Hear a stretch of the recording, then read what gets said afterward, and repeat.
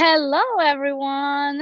Again, it's been a few weeks since we've been here last time, and so much has happened in the meantime, and we'll get right into it.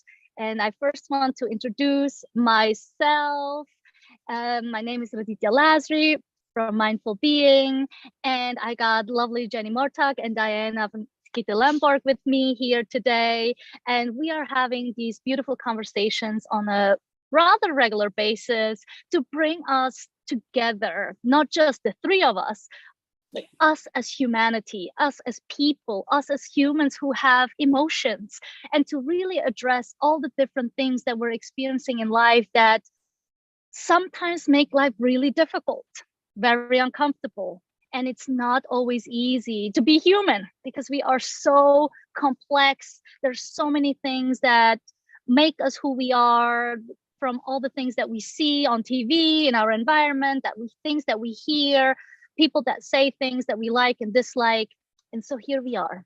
So welcome, you two. Thank you. Hello. Thank you. So today is going to be a really interesting conversation. We're going to focus on acceptance. And before we get to that real topic, there is a few things we want to address today. Today marks May 25th, 2022, and that is the day after some tragedy happened once again in this beautiful country of the United States. And it's a tragedy of children and teachers not coming out alive of some tragedy. And I'm not going to go into details. For some of you, you might recognize what this is about. And for some, this might not be very aware of this. And if you are not aware of this, please find out more about it. What I want to address here is that once things happen, especially when it's around children, especially for both of us, for three of us here, Diana and Jenny, we all have children, different ages. We have a pre-K, we have second grade, and we have up in the teens. And what's really interesting is when things happen in schools, we get afraid. We have fear, we have worries about their safety, and hopefully they're safe and everything is going to be well. And only if things happen in this case, we worry a little extra. We might think a little bit more, and we might hope that the schools are doing the right thing to keep our kids safe. And so, again, without going too deep into these conversations about what really happened, I want to address fear before we talk about acceptance. And I don't know if you two have something to add to just fear and this experience that I shared as a starting point. All right. Well, what I've really noticed is as I'm reading books about what happened in the past, how the United States was established, how India was established, how many other countries, and how the world comes together with the new world and all these new things. Now we've been in it. We have created an environment where we are leading with fear. Now, when things like this happened, we then oppose fear on our children.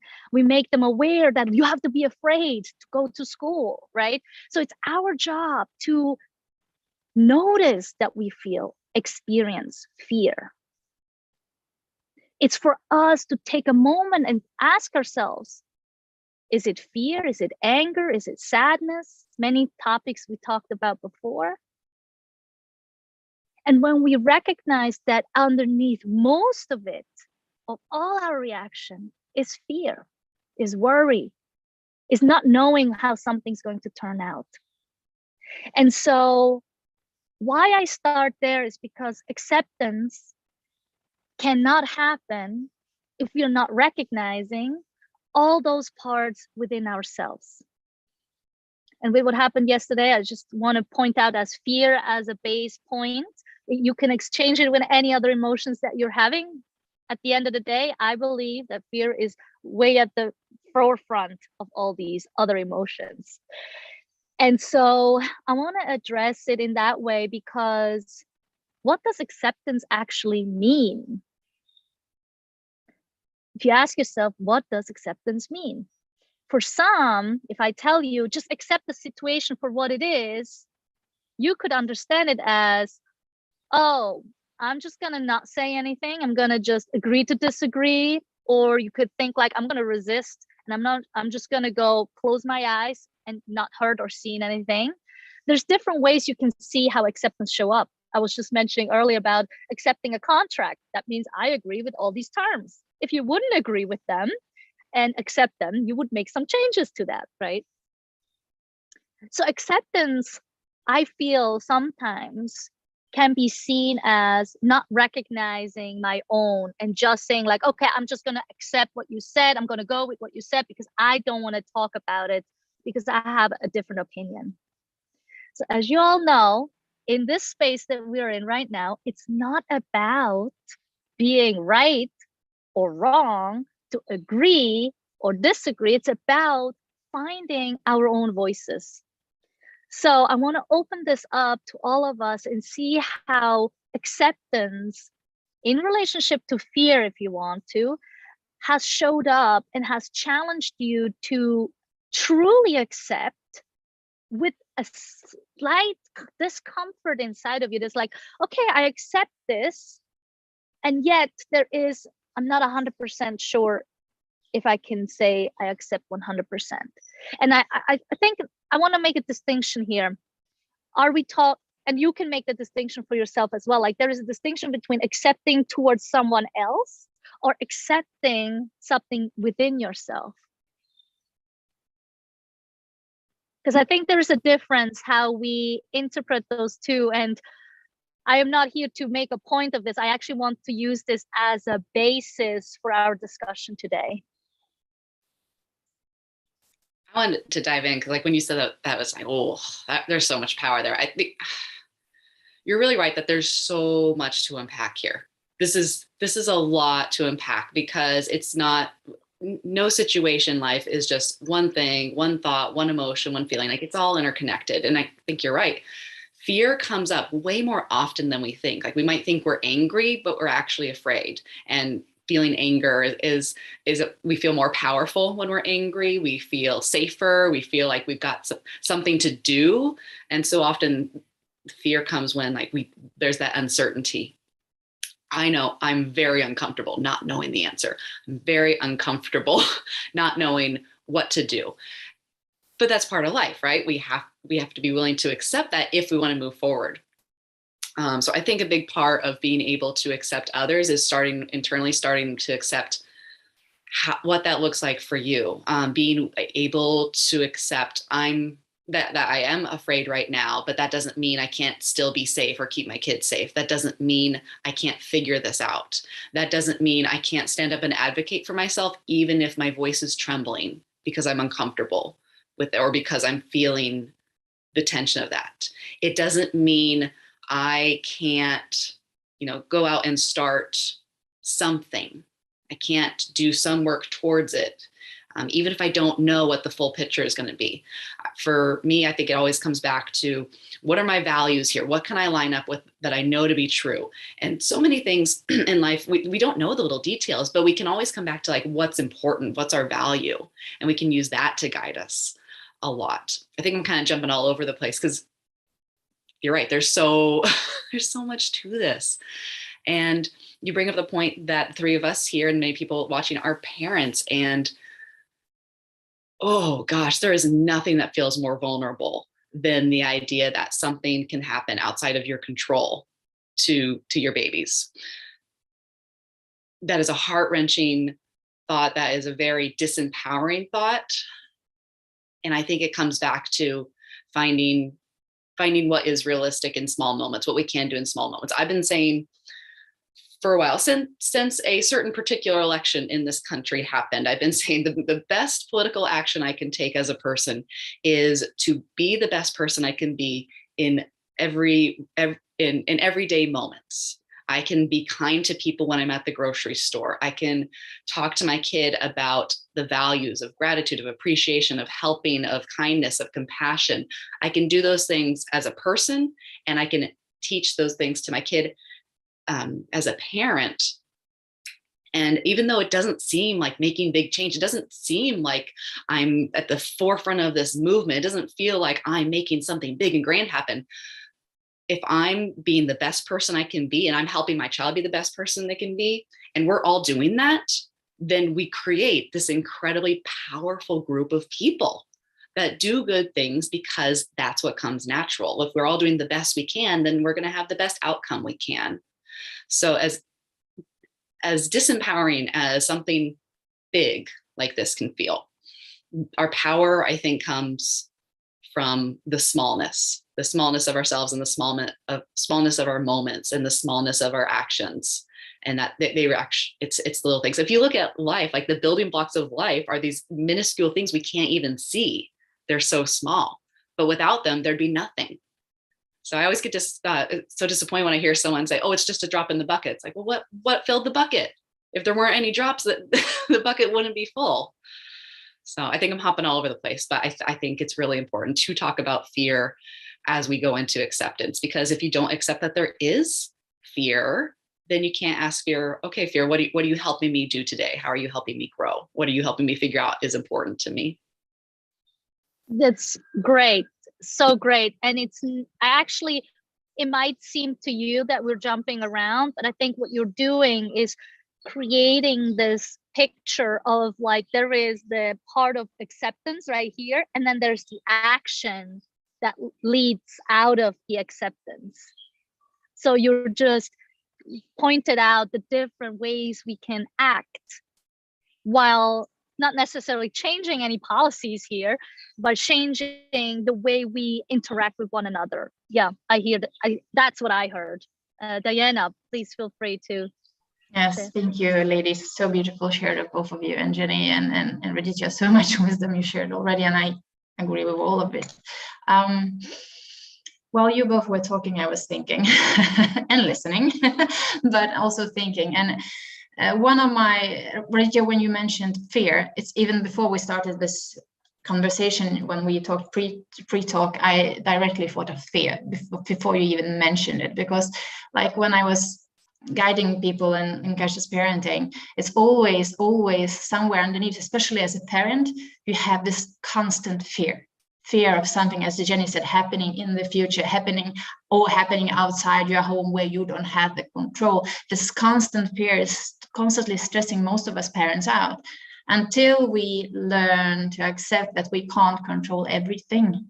Just to realize that a lot of how we act and how we talk and when we get angry, it's actually the fear underneath it all. And it's one of the healing points that helped me during my journey. And you talked about acceptance, and that part I had been having a really hard time with, actually.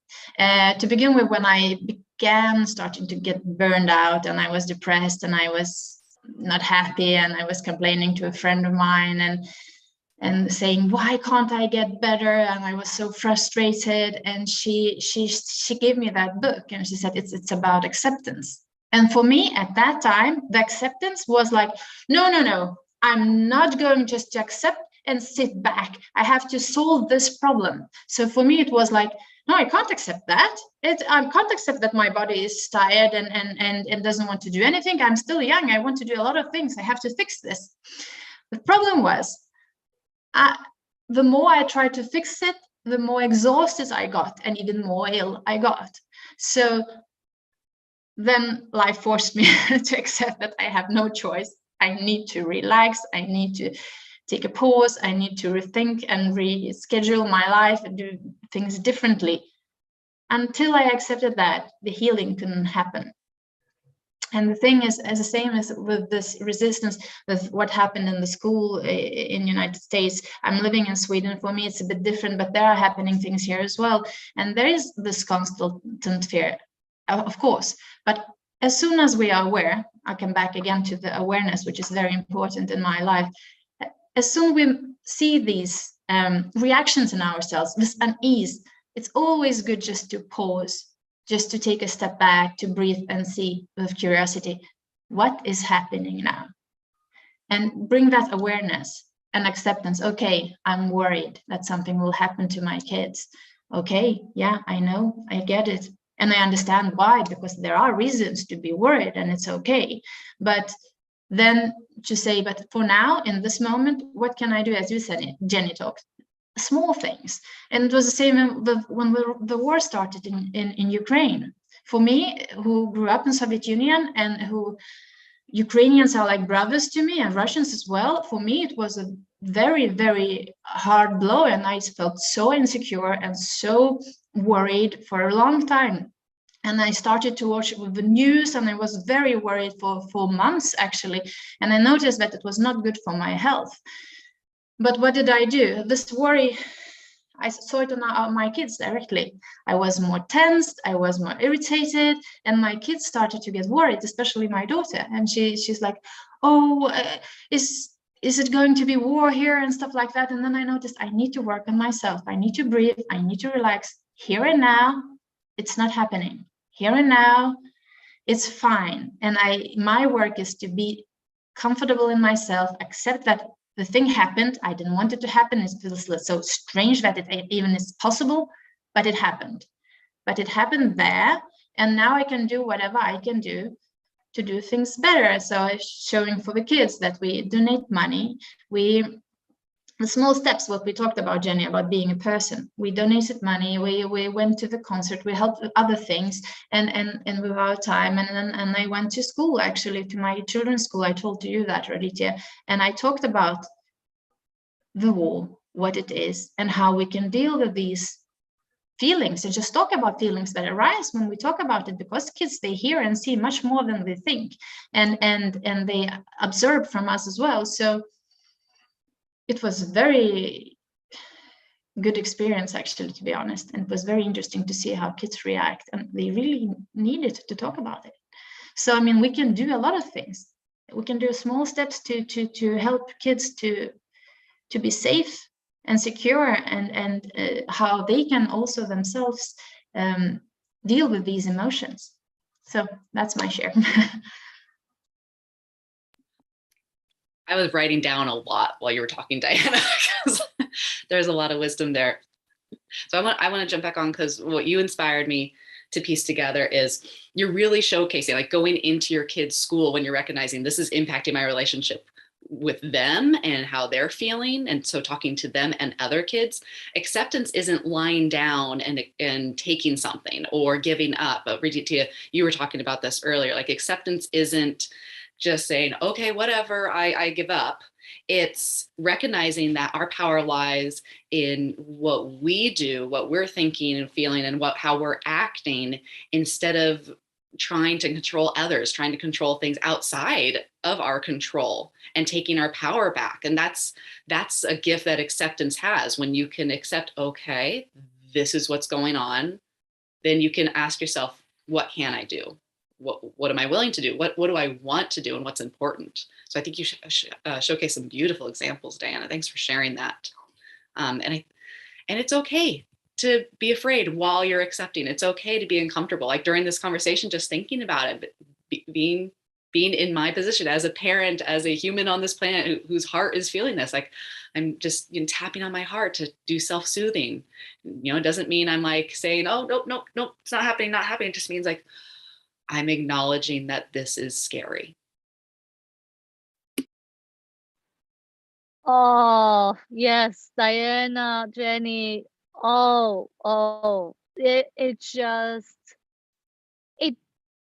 Everything you both were saying is just really getting it to the core of it.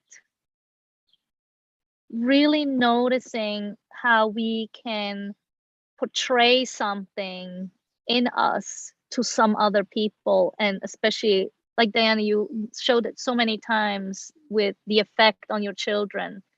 And again, here with this, they copy paste what we're feeling, and that times 10.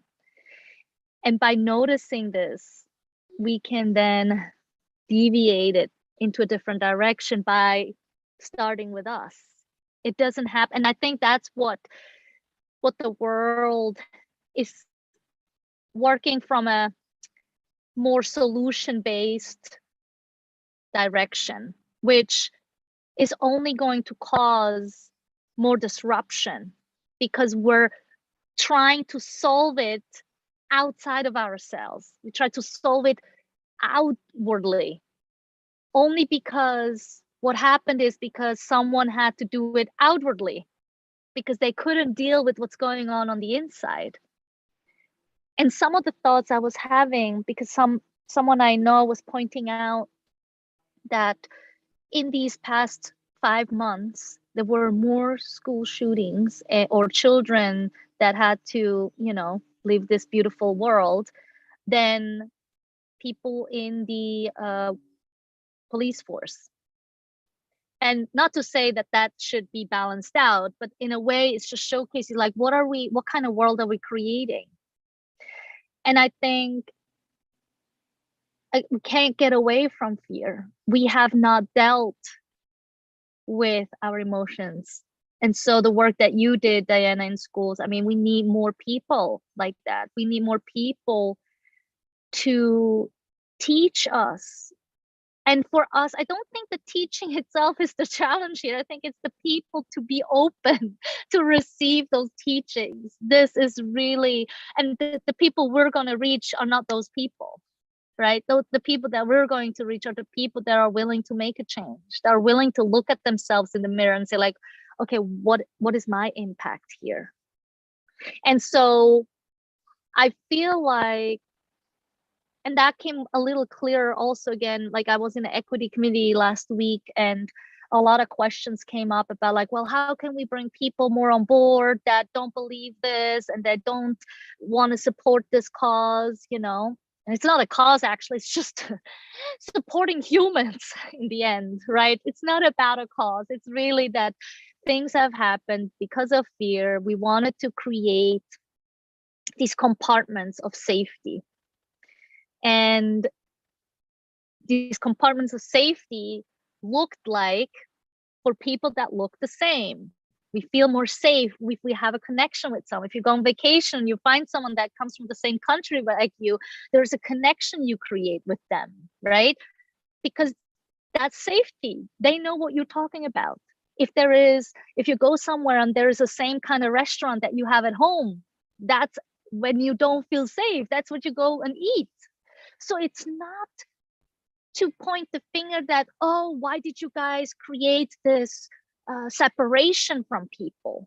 That's not the problem. This is how we make ourselves feel safe.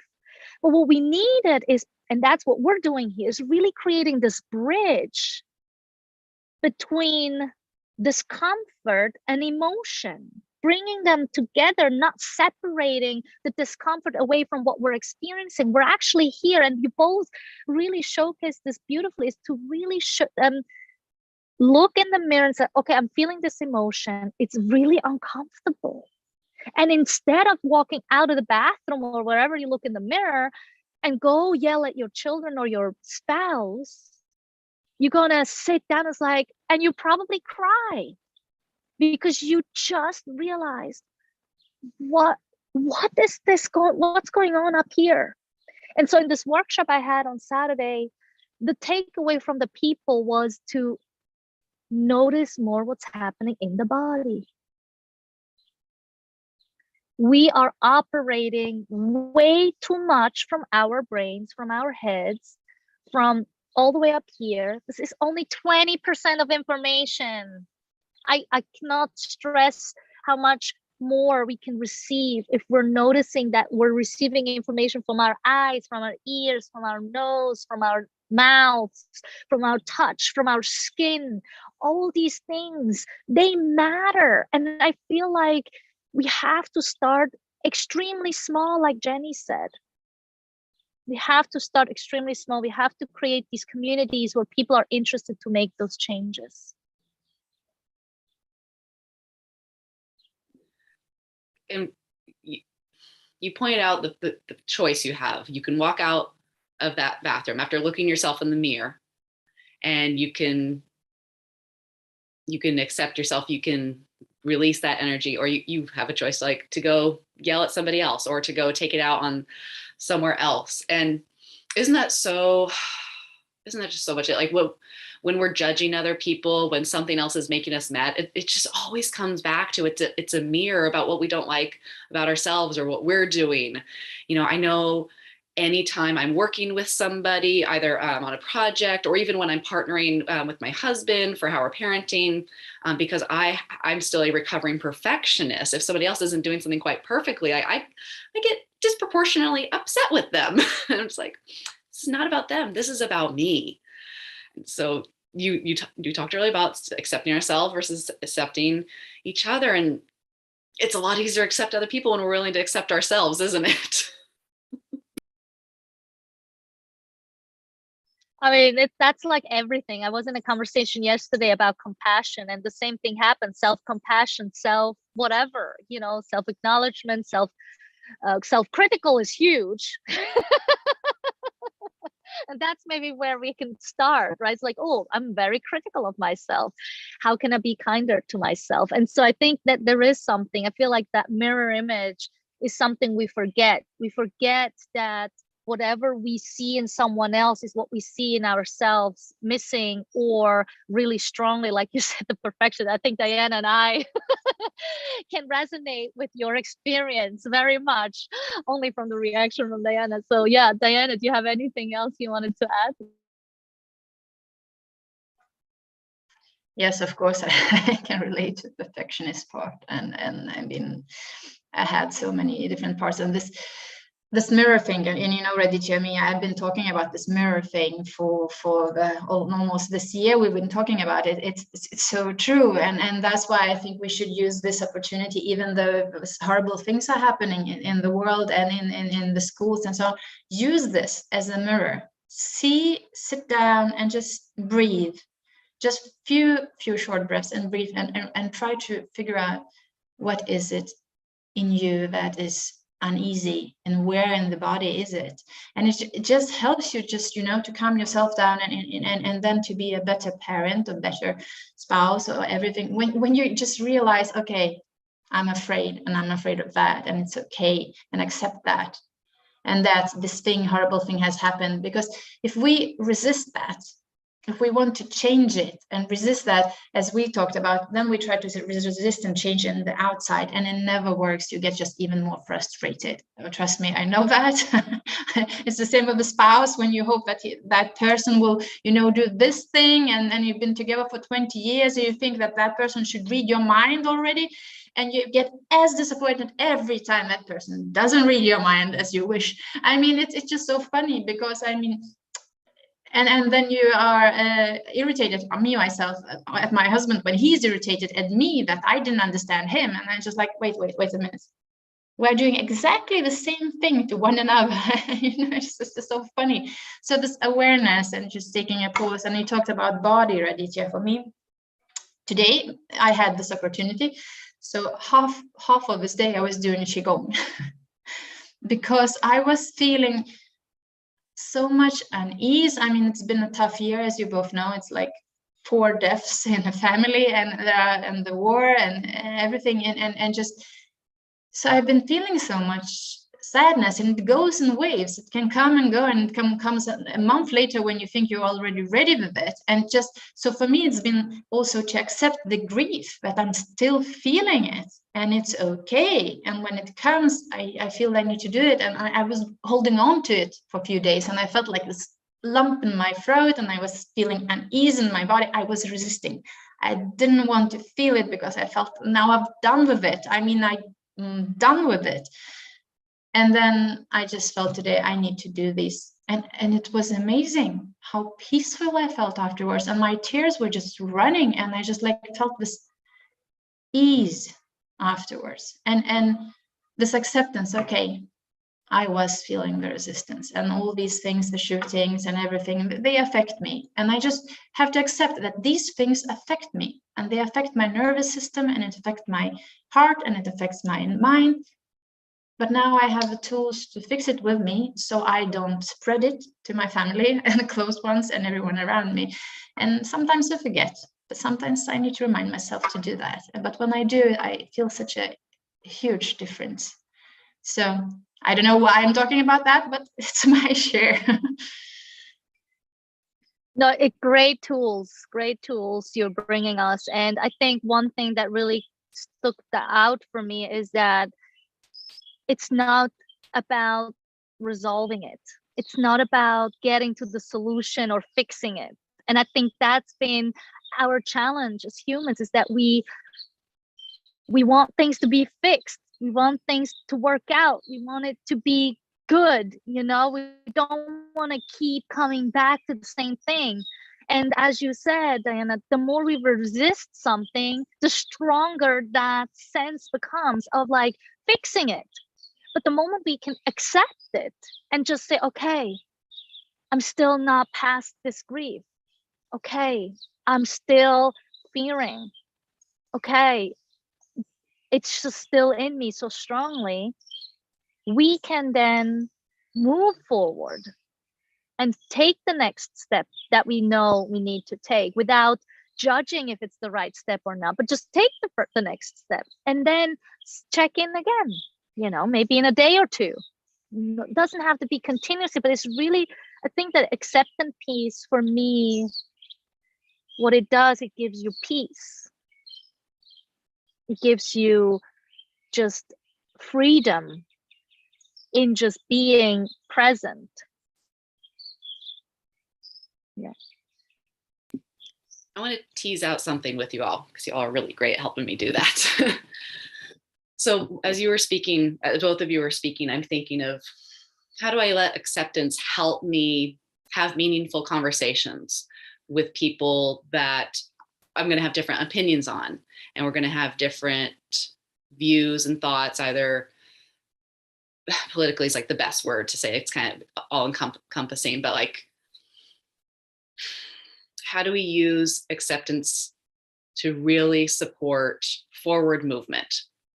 And I'm thinking, an example is, to be able to accept that other people are going to think something different than me and are going to have a different opinion, and that there's a really good reason why they're thinking that. As much as I may disagree with what it is, but I can accept that human nature is to use our best intuition, our best brain capacity, our best body connection, like you mentioned, Raditya, to come to the best conclusion we can. So I can accept that people have valid reasons why they think something, whether that means because they've thought a lot about it or because they've had particular influences and life experiences that really impacted them. There's a valid reason. So that could be my first step. I can accept that they're equally a human like me. And then I feel like the next step I can do is accept, like, even if we're going to disagree about X versus Y, there's probably something below that we agree to. And so the example we're using of the school shooting that happened in the US yesterday, I know that while I can have the view of, I do not advocate for individuals having guns. I do not advocate for that bit. And I can accept that somebody else who does advocate for being able to have their own personal gun and weapon, I think ultimately we both have the same sub-value, which is human life. I think human life does better without that access, versus they might think, that they think to their ability to protect themselves, their ability to advocate for themselves. So as much as those can see so polar opposite, like way out here, I can still come back and accept, like, there is a common ground, there is a commonality that we're going to. And that's something. That's as far as I've teased it so far, but I'm thinking it comes down to like one step. I don't have to figure it all out, like you said. Can I just say something? Yeah, it's beautiful that you said that. And the thing is, I usually also say to myself, this compassion comes in, compassion for the other, compassion for understanding, compassion even for the ones who are doing school shooting. Usually if they are doing it, usually they are feeling bad inside themselves for something else, and they are taking it outside because they don't even know how other ways they can make these feelings go away, or something. There's something in them that grows so strong that it takes them over, and it's of course, I have compassion with everyone, and I'm trying to, and you know, and as you said, Jenny, so beautifully, we can understand that when you understand why people are doing this, what's behind, it gets easier. And there are many people known sayings, and one of them is that the people are doing the best they can at the level of consciousness that they are at, which is great. But I also, what I notice in my life, that it's fine that I understand it mentally, but in the heat of discussion, I can't always be that compassionate and understanding if it's something inside of me that gets triggered really, really hard, if it's something inside me that I'm feeling very, very strongly about. So what I would suggest, Jenny, in that case, if you already know that you will discuss that and you're trying to tell to your mind that all these arguments, but it's still in your mind. So if you put your hands on your heart and actually listen and ask yourself with curiosity and compassion towards yourself without judgment, why is this so important to me? Why am I having that hard time to accepting that person's values? Even though I mentally do, there's something in my body resisting it, and try to figure out what is underneath that. And that work usually helps to be more mindful next time. Not in the heat of the moment, but maybe next time. So no, it's not easy, but it's a beautiful way, as you said, Jenny, to do that. It's just to try to understand that person is doing the best they can based on their grounds. And most of us are doing it for the safety or for security or for protecting themselves, how they feel it's the best way to protect themselves. But not all the ways are maybe good to others. So yes, this compassion is there, but it doesn't mean that we are okay with people shooting or people hurting other people. We can still stand our ground and listen to our hearts and be true to ourselves and say our meaning in a kind and accepting and compassionate way. So yeah. Yes, I just want to take a breath.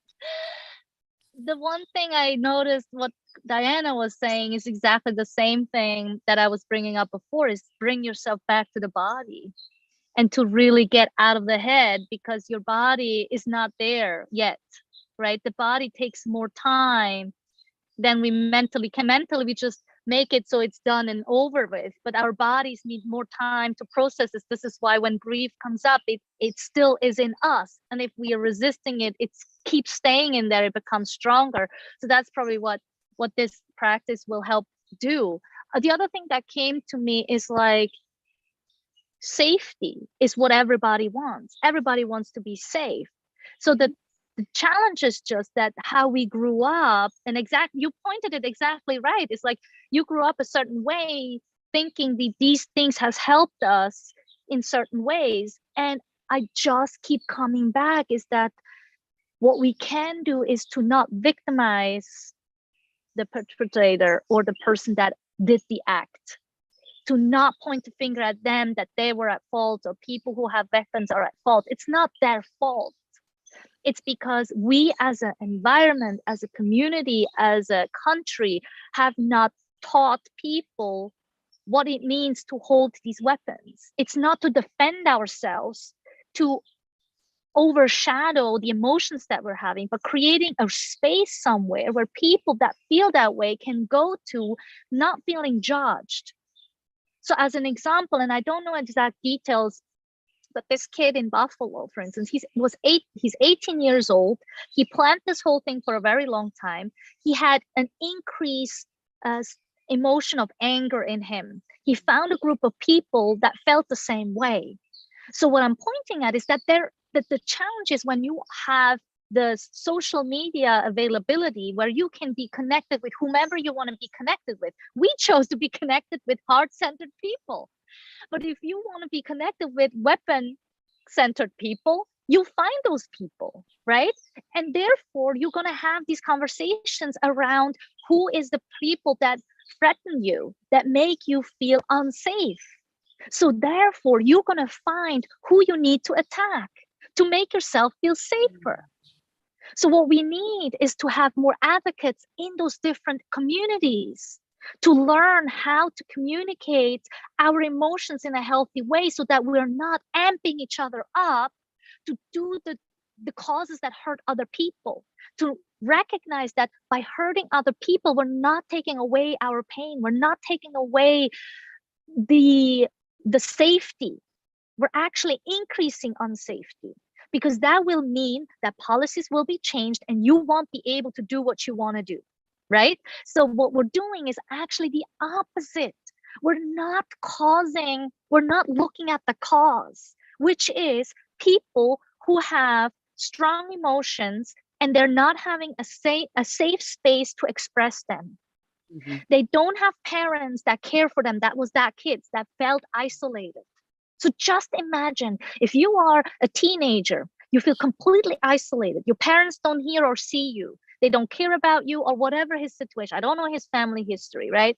But to me, it's not about, because what's ended up being is, unfortunately, it's always in areas where people have less resources, right? So obviously that people see that there's a stigma going around. This is what the causes. But no, we got to start looking at the people that are causing these things to happen. What is their pain?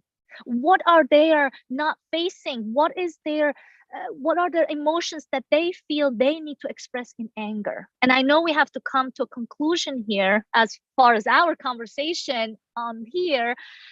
I really want to really send this out, that this message about acceptance isn't about accepting one side versus the other, but actually seeing that both sides have exactly the same challenge by seeing the emotions that we're having and finding safe and healthy environments that we can express them. This is why there is, for instance, this compassion project in prisons, so that we teach people who are in prison how to be more compassionate, because they have not had this kind of home that we are creating for our children. There are more children out there, grown-ups, who didn't have people and parents that knew how to deal with these things. And there they are, all by themselves, trying to find a community that supports them and makes them feel worthy of something.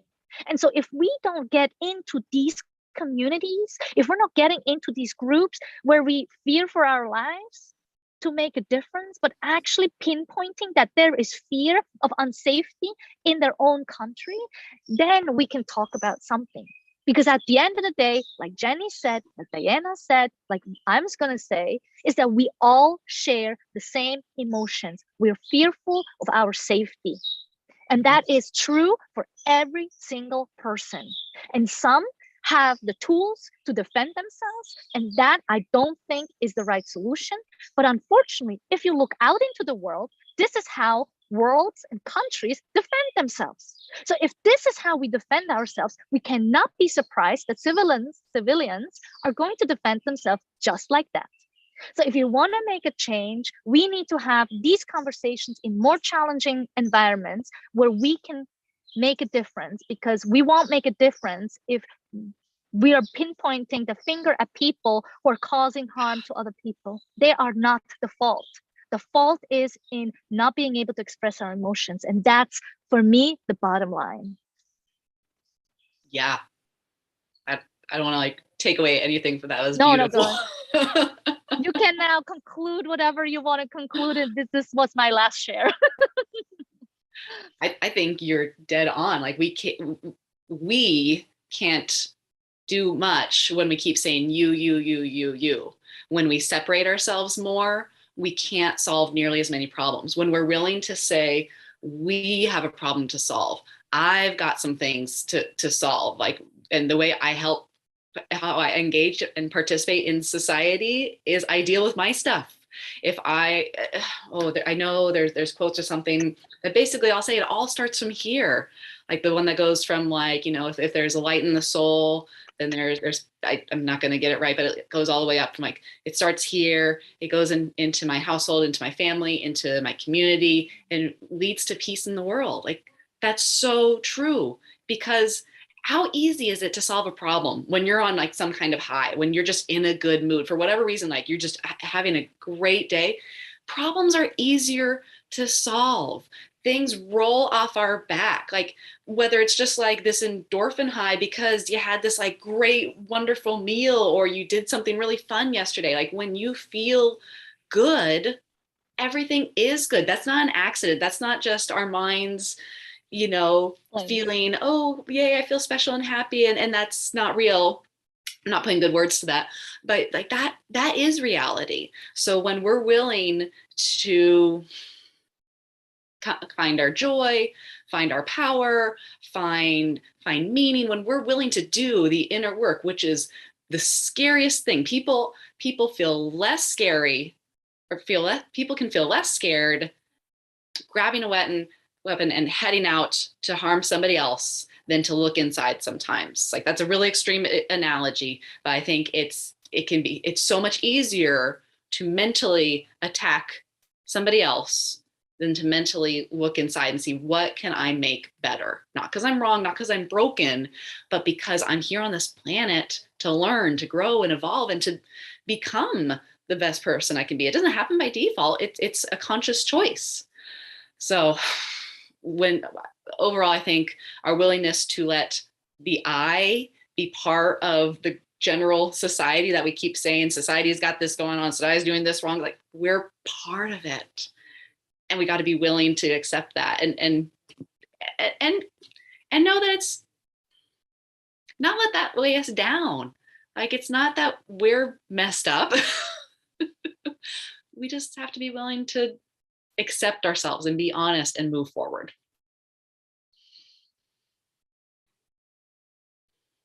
Just very short, beautifully, Jenny. I know you have to go, so I just, as I said, small steps. We don't have to do big super projects, to save the world by ourselves. Not that at all about. It's about, as you said, being centered with yourself, feeling more whole. And it's a lifelong journey. It will be up and downs, and just be compassionate with you on that journey too. But just as long as we work with ourselves and try to be a better person and try to be a better person around us, and you said it spreads, and just those small steps every day, small steps what we do every day, and smile to a person at the shopping center, whatever, small things, everything that helps. So yeah, that's for me. Thank you. That was great. That was great. And I think that is like what Jenny kind of was saying, like if you feel good, like if somebody smiles at you, you actually feel that joy. And if that was a thought you had, you actually think twice about it, because you just had this endorphins happening in your body that you're like, oh, hold on, that is like against what I was just about to say or do. And like, how can I then reframe? And it takes these few seconds to rethink and to adjust yourself. So that was lovely. And the last thing I want to say, thank you to both of you. Thank you so much for coming in here and actually just being human. Everything we just discussed is being human. Do not walk away. This is who we are. We are complex. We have a ton of million of emotions at the same time sometimes. Let them be present. Let them be okay, and don't feel you have to be a certain way to fit in, because then you actually do the opposite. So just be human. Join us next time when we be here in probably 2 weeks from today. And I can't wait to have you both here again. And thank you so much for being here. See you all.